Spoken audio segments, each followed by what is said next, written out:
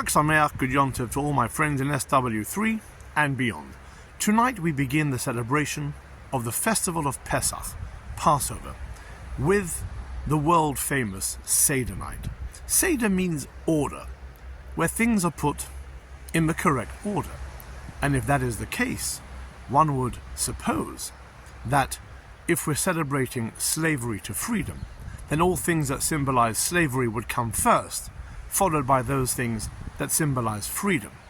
And yet, when we make the blessings, straight after we've read half of the Haggadah, it's first the matzah of freedom, and then the moror, the bitter herbs of slavery. How comes? Why, surely, if the order is from slavery to freedom, we should have the moror first, maybe the moror at the very beginning of the Seder night. Taste the bitter herbs, the flavor of slavery, and slowly make our way into the flavor of freedom. This isn't the first time this question has been asked, and many rabbis give exceptional answers.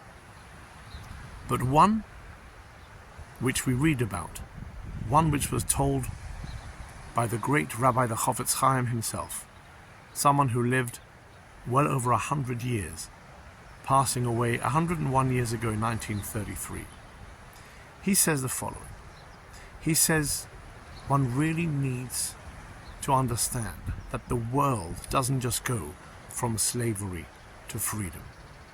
It's a cycle. Slavery, freedom, slavery, freedom.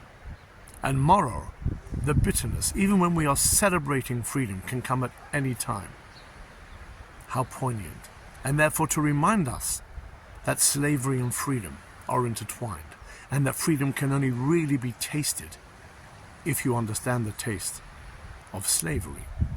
The moror is placed in the middle of the Seder night. That whilst we are celebrating, we have to remember that there is bitterness. And of course, bitterness turns into sweetness of slavery. Let us hope that this year, the last thing we taste is the final moror, the final taste of bitterness, and after that, only the taste of sweetness, of freedom, forevermore. Have a beautiful Yom Tov.